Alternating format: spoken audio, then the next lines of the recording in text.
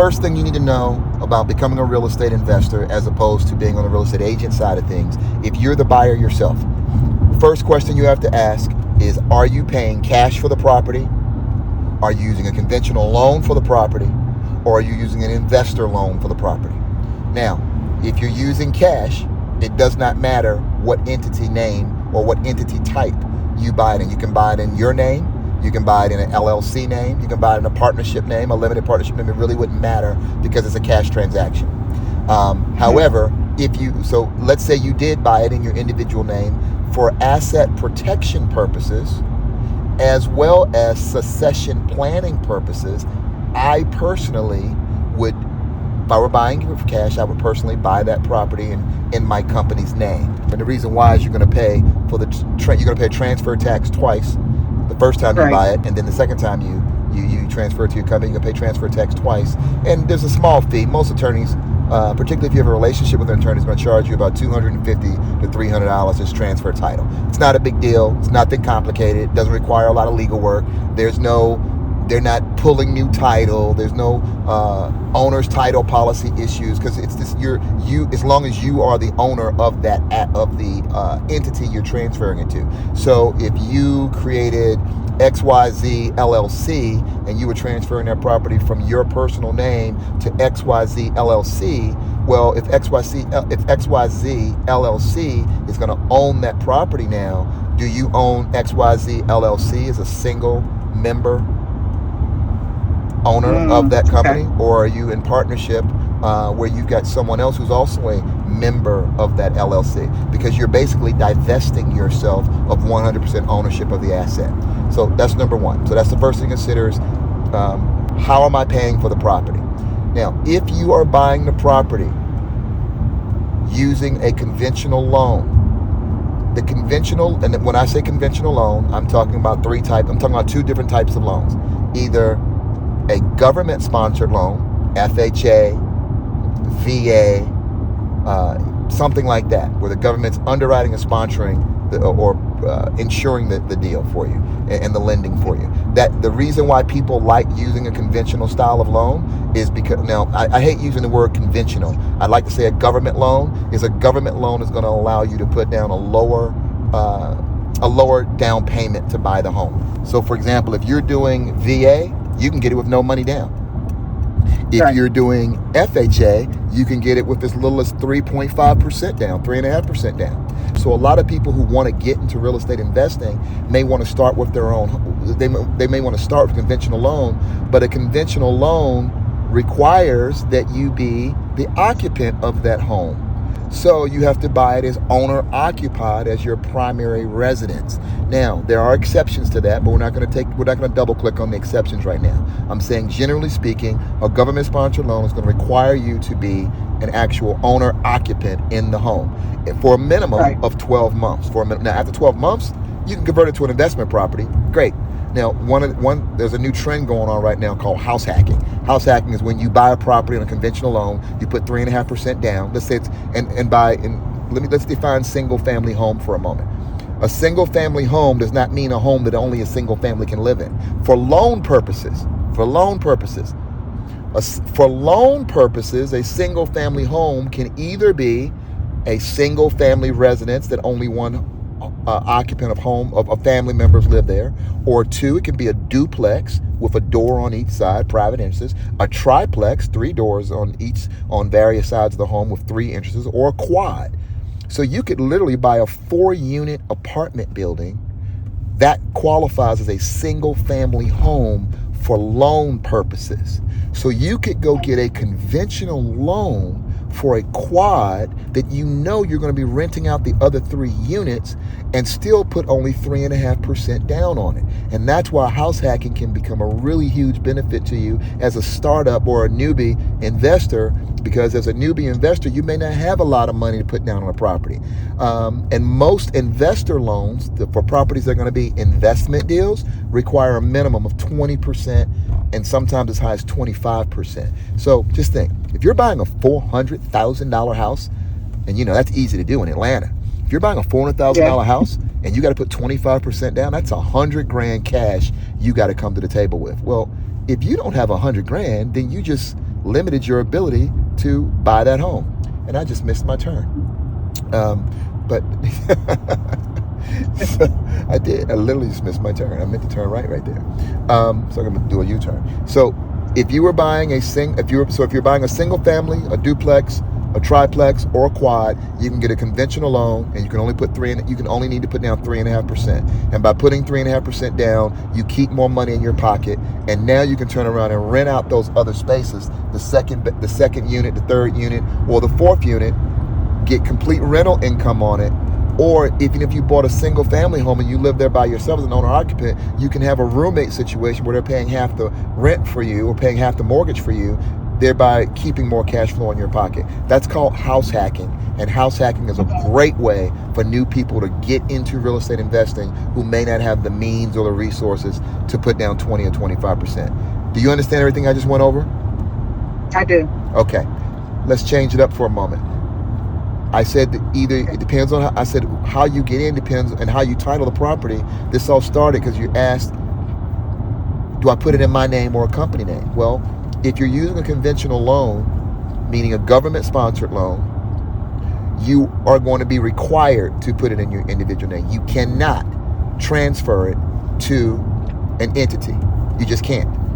Because a lender, Wells Fargo, Bank of America, whoever you're going to, a traditional mortgage lender will not lend to you as an individual, as a company for a owner-occupied property that is being purchased for investment purposes. They will only lend to you in your individual name and your individual capacity. Now, after you buy it, then you can transfer it to your name. $250, a lawyer charges you to transfer title to your name. Great. And what about, people are always afraid to transfer title in a property because there's something called a due-on-sale clause. In every mortgage contract, there's a due-on-sale clause that says if you transfer this property to a new owner, it accelerates your loan payments, and now the loan can be called due right now, immediately. But when you're transferring it to yourself or an LLC that you control, you basically avoid that need to do that. Now, there are 100 ways to avoid the due-on-sale clause, but I'm not going to go into that right now. I'm just letting you know you don't need to worry about that, because people always go, what about the due-on-sale clause? And I'm telling you that's not a consequence when you are the primary holder. Now, if you got an LLC with 10 members of that LLC who own it with you and you're transferring, then you may trigger a due-on-sale clause unless you're the majority owner of that LLC. Last but not least, if you are going to if you're going to buy a property that you don't intend to live in other words, you live somewhere already, you've got your primary residence, and you decide, you know what, I want to buy a fix and flip property. I want to buy it, I'm going to hold it I'm going to have it for 3 months, I'm going to flip this property, I'm going to put it right back on the market and sell it. Well, how are you going to fund that transaction? You're going to need what's called, unless you have the cash to do it on your own. If you don't have the cash, which most people won't, then you're going to need a hard money lender or a private money lender. And the benefit of a hard money lender is they don't look at your credit as making a lender decision about whether to give you the money or not. They look at the quality of the asset. Is the asset worth what you're paying for it? Is there upside equity in the property when the work is done? What's the after repair value of it? What's the repair budget that it's going to take you to do it? And so what a hard money lender will do is and anyone can basically qualify for one. There are some things you're going to need to bring to the table. Here's what you need to know about a hard money lender. It's the opposite of a conventional bank. Just like a conventional bank won't lend an LLC money for an investment property, well, a hard money lender will not lend. A hard money lender will not lend a private person money for an investment deal. So you must you must have an LLC at the onset. So when you go to your hard money, now if you don't have one, you can go to hard money, you can find the property, you say, Barry, I want to buy this property, great, we write the contract, but you don't have an LLC, no problem. You write it in your own individual name, you find a hard money lender, the hard money lender is going to say, give me your LLC docs. And you're going to say, I don't have an LLC. Well, you better go create one. We can create you an LLC in about 48 hours, 72 tops.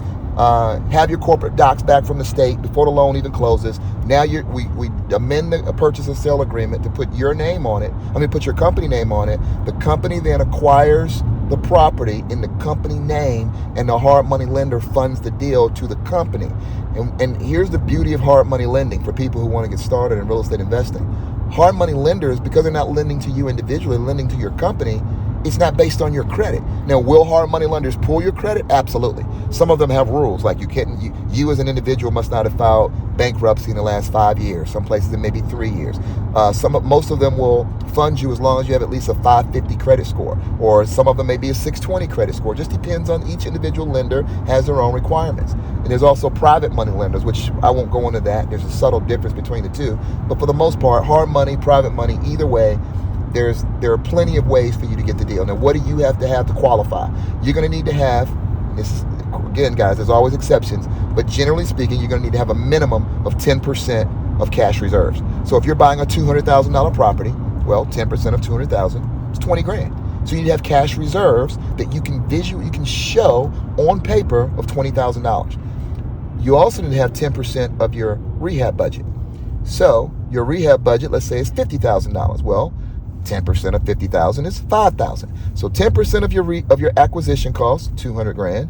That leaves 20. That's 10% of 200,000 is 20,000. 10% of 50,000. So you need $25,000 in liquid, disposable cash in the bank that you can show. And if you can show that, they will typically approve you. Now, when you go to closing, the beauty of a hard money lender versus a conventional loan requires an appraisal, an inspection. There's contingencies in the contract. This is why sellers don't want to sell to people using those type of loan products.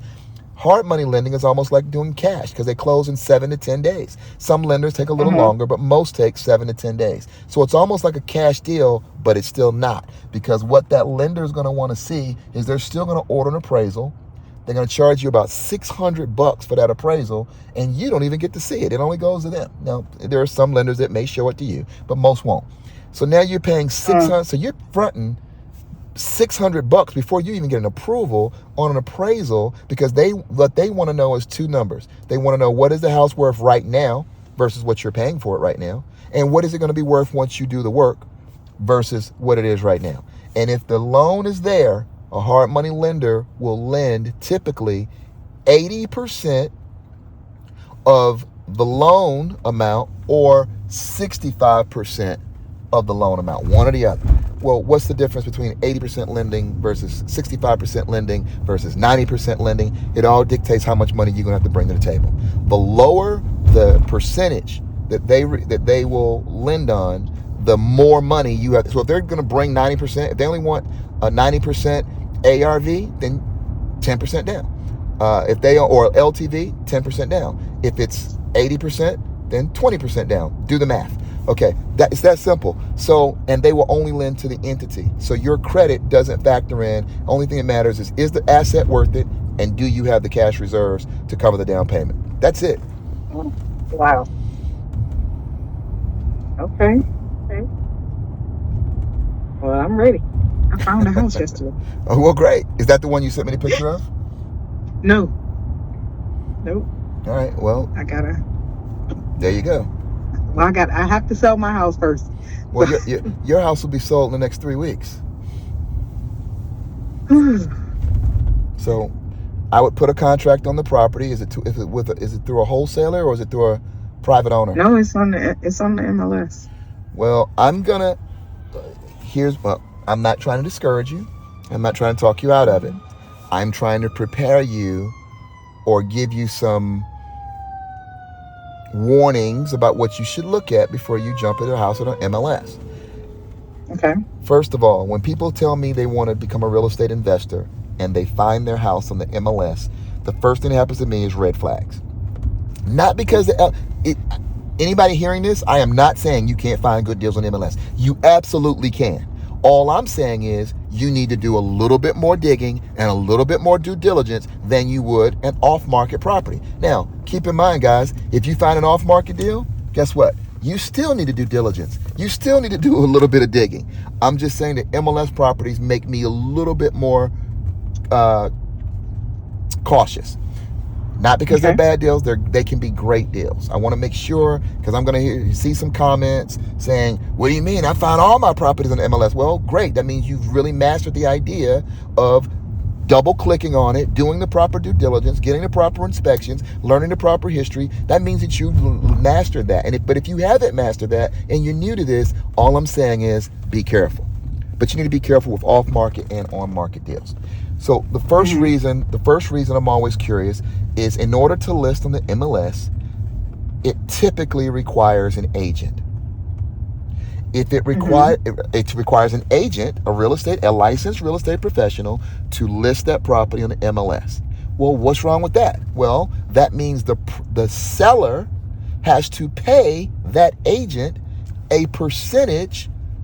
The owner has to pay that agent a percentage of the sale.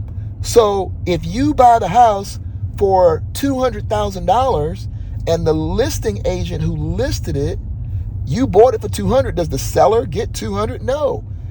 The first thing that happens is the seller loses 3% right out the gate. Why? Because the seller has to pay the listing agent's fee of 3%. So you just lost $6,000. The seller just lost $6,000. So on a $200,000 sale, the seller's only getting $194,000. What if you also have an agent? Oh, what about this? You are an agent yourself. I am the agent. Exactly. Which means now the seller not only has to pay the 3% to his agent or her agent, they've got to pay another 3% to you, and you're the buyer. So you're getting a 3% discount on the price just because you have a real estate license. So now the seller's spending $12,000 extra money. So they're not getting $200,000, they're getting $188,000. Now watch this. Guess what? You still have a mortgage of $200,000. You paid $200,000 for it, but the seller only got $188,000. Well, let me ask you a question, Mr. or Miss Future Investor. Would you rather buy an investment property for $188,000, or would you rather buy it for $200,000? $188,000. Absolutely, 188. Absolutely. But when you buy on market, the price is you're already paying typically 6% more than you should be paying. And in this particular case, you're paying an extra $12,000 that you didn't need to pay. Because if you went to that seller direct and got an off-market deal on a for sale by owner deal or an absentee owner deal or whatever situation you found that seller in, you now can buy that property for $188,000 rather than $200,000, which means instead of if you go get a hard money loan, I just told you need 10%. Well, 10% of $200,000 is $20,000. 10% of $188,000 is only $18,000. That's $2,000 less that you got to bring to the table. Right. This is why I like off-market deals. So we'll stop right there for this. We can talk more about your particular deal. Let's run the comps. Let's look at there's two sets of comps you need to run. You need to run the as-is comps on this property. You need to run the ARV comps on this property. You need to keep them within a quarter of a mile if you can. Keep them in the same neighborhood if you can. And let's talk about what your exit strategy is on the property. Are you buying it for a buy and hold, or are you buying it for a fix and flip? And the last thing I'll say is, if you're buying an investment property and you're using a hard money lender, here's one of the other things you need to know. If it's a fix and flip, you can typically get that property with 10% down. If it's a buy and hold, in other words, this property that you found, if you plan on not living in it, you're going to buy it, fix it up, and put tenants in it, you're going to probably need to bring 20 to 25% down. That's a substantial investment, because on a $200,000 property, you're talking about $40,000 cash out of pocket, not to mention the closing costs. So we can talk more about it when you're ready. That's all I got for you right now. I hope this was helpful. It was helpful. Great. For sure. Thank you. All right. Talk to you later. Have a great day. All right, you too. All right. Bye. Bye-bye.